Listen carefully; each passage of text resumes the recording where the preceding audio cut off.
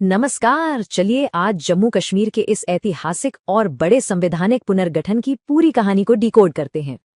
आखिर 2019 के इस अधिनियम से वास्तव में बदला क्या? आइए उन अहम कानूनी बदलावों को सीधे समझते हैं।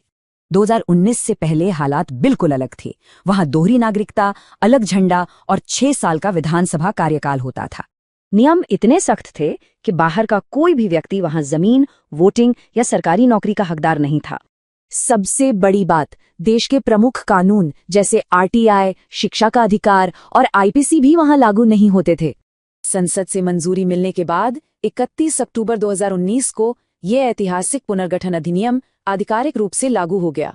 नतीजतन राज्य 2 हिस्सों में बंट गया, पर ध्यान देने वाली बात है, केवल जम्मू कश्मीर ने अपनी विधानसभा बरकरार रखी। इन दोनों नए केंद्र शासित प्रदेशों की कमान संभालने के लिए सबसे पहले नए उपराज्यपालों की नियुक्ति की गई।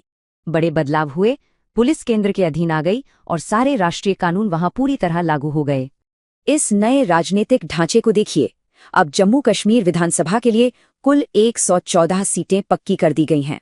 एक और बड़ा कदम, इस पुनर्गठन से पहली बार अनुसूचित जाति और जनजाति के लिए राजनीतिक आरक्षण सुनिश्चित हो गया। इसे जमीन पर उतारने के लिए मार्च 2020 में एक खास परिसीमन आयोग यानी डिलिमिटेशन कमीशन का गठन किया गया। इस आयोग ने तुरंत सीटें बढ़ाईं। जम्मू क्षेत्र में 6 और कश्मीर में 1 नई सीट जोड़ दी गई। नतीजा, इस नए क्षेत्रीय संतुलन के साथ अब वहां कुल 90 प्रभावी विधानसभा सीटें बन चुकी हैं। सबसे खास बात, आयोग ने कश्मीरी प्रवासियों और विस्थापितों के लिए विशेष मनोनीत सीटों की भी जोरदार सिफारिश की है।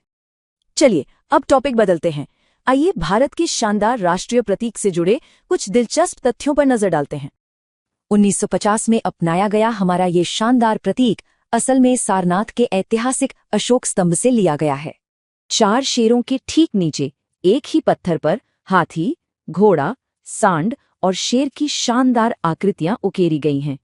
और इसके बिल्कुल नीचे देवनागरी में हमारा दमदार नारा सत्यमेव जयते लिखा है, मतलब सत्य की ही जीत होती है।